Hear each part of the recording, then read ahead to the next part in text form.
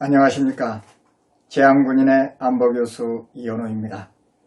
호국 보훈의 달이 깊어가고 있습니다. 알고 계시죠? 오늘은 6.25 전쟁 당시 멀리 아프리카에서 파병된 에티오피아에 대한 얘기를 전해드리려고 합니다.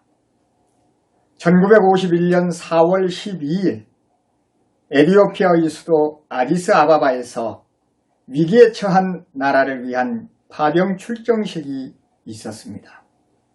돕고자 하는 나라는 바로 대한민국. 그들은 가족을 뒤로 한 채 이름도 모르는 나라를 위해 출정에 나섰습니다. 누구 한 명 강제로 향한 사람 없이 100% 지원병으로 구성된 부대였습니다. 에티오피아는 유엔 참전국 중 아프리카 대륙에서 유일하게 지상군을 파병한 나라입니다. 강류는 6.25 전쟁에 참전한 에티오피아 군부대 이름입니다.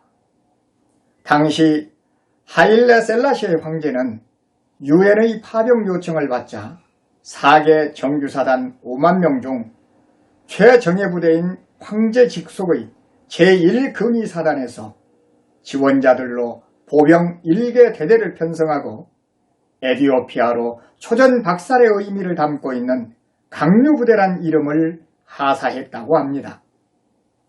셀라시의 황제는 출정식에서 장병들에게 이길 때까지 싸워라, 그렇지 않으면 죽을 때까지 싸워라 하는 특명을 내렸다고 해요.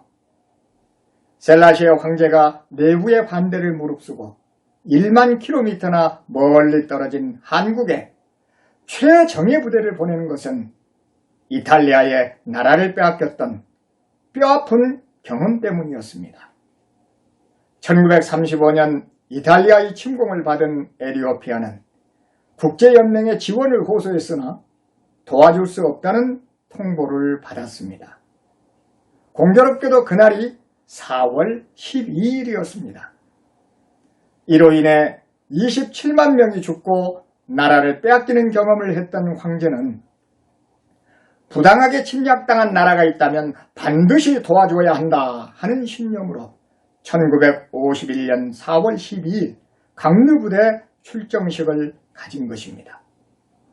이후 1956년 완전히 철수할 때까지 에티오피아는 5차례에 걸쳐 연인원 6,037명의 장병을 파병했습니다. 1941년 독립한 에티오피아는 힘없는 나라의 서러움을 누구보다 잘 알기에 기꺼이 대한민국을 도왔던 것입니다. 6.25 전쟁 당시 강류부대에 관한 이야기는 전설과도 같습니다. 미군 수송선을 타고 지부티항을 출발한 강류부대 일진은 지구 반바퀴를 돌아 1951년 5월 7일 부산에 도착 미 7사단 32연대에 배속돼 그해 9월 강원도 화천군 화천의 접근산 전투, 이듬해 10월 철의 삼각지 공방전에서 단 한 차례도 고지를 내주지 않고 누구보다도 용감하게 싸웠습니다. 전차 한 대도 없이 253전 253승을 기록했으며 참전한 6,037명 중 121명의 전사자와 536명의 부상자를 냈지만 단 한 명의 포로도 없었습니다. 그리고 전사자의 시신은 모두 수습해 고국으로 돌아가 부산 유엔군 묘역에는 에티오피아군 병사의 무덤이 하나도 없다고 합니다. 이들을 지휘했던 미 7사단장 아더 트루도 장군은 에티오피아군에 대해 유엔군에서 가장 용맹한 부대라고 극찬하기도 했습니다. 강류부대는 전장에서 용감했을 뿐만 아니라 포성이 멈춘 뒤에도 1956년까지 남아 대한민국의 전후 복구를 도왔습니다. 1953년에는 자신들의 봉급을 모아 경기도 동두천 부대 안에 보화원이라는 보육원을 세워 전쟁고아들에게 음식을 나누어주고 잠을 잘 때는 두려움에 떠는 아이들 곁을 지켰습니다. 황제 근위병이란 멋진 자리를 버리고 만류하는 가족들을 뒤로한 채 죽음이 기다리는 땅으로 향한 형 데스타와 아우 메코난 형제가 6.25 전쟁 당시 찍은 빛바랜 사진 뒤에는 아말리거 친필로 그들의 심정이 고스란히 기록되어 있음을 볼 수 있습니다. 한국의 상황은 우리가 생각한 것보다 훨씬 열악하였다. 생전 처음 겪는 누우는 신기하기도 하였으나 추위는 무척이나 고통스러웠다. 라고요. 그런데 모든 걸 버리고 떠난 전쟁터에서 형 데스타 씨는 싸늘한 죽음이 되어 돌아왔습니다. 그의 죽음은 자신의 조국을 위한 것도 자신의 가족을 위한 것도 아닌 오직 대한민국을 위한 것이었습니다. 그렇게 목숨 걸고 싸웠건만 6.25 참전용사들이 에티오피아로 돌아갔을 때는 조국의 상황이 점점 나빠지고 있었습니다. 목축업으로 생계를 이어가던 에티오피아는 7년간 계속된 가뭄으로 가축들이 떼죽음을 당했습니다. 우리나라 국민소득이 80달러가 채 되지 않았을 때 에티오피아는 국민소득 3,000달러가 넘었지만 가뭄으로 나라 경제가 기울기 시작했습니다.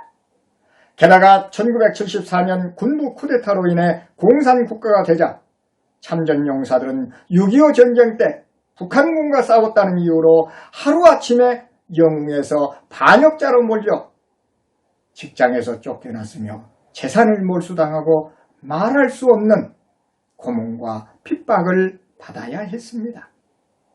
그들의 후손까지도 벗어나기 힘든 굴레에서 고통받았고 세계에서 가장 가난한 나라가 되어버린 에티오피아. 그 중에서도 가장 비참한 사람들이 되고 말았습니다. 사회주의 국가가 되자 한국과도 단교가 됐죠. 올해 4월 기준으로 대다수가 90대 고령인 115명의 생존 참전용사와 가족들은 에티오피아 코리안 빌리지에서 비참하게 생활하고 있습니다. 대한민국 국민 중 얼마나 많은 사람이 이 가슴 아픈 역사를 알고 있을까요?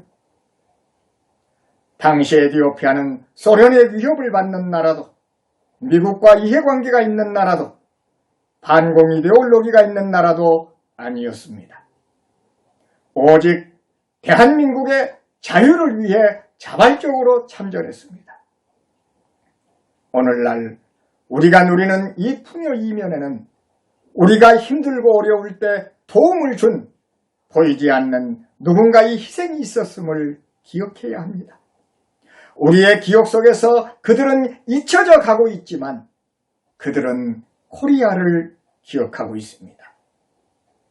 잊혀진 영웅들에게 잊지 않고 감사의 마음을 전하는 것이 6월 호국보훈의 달을 의미 있게 보내는 방법이지 않을까요? 감사합니다.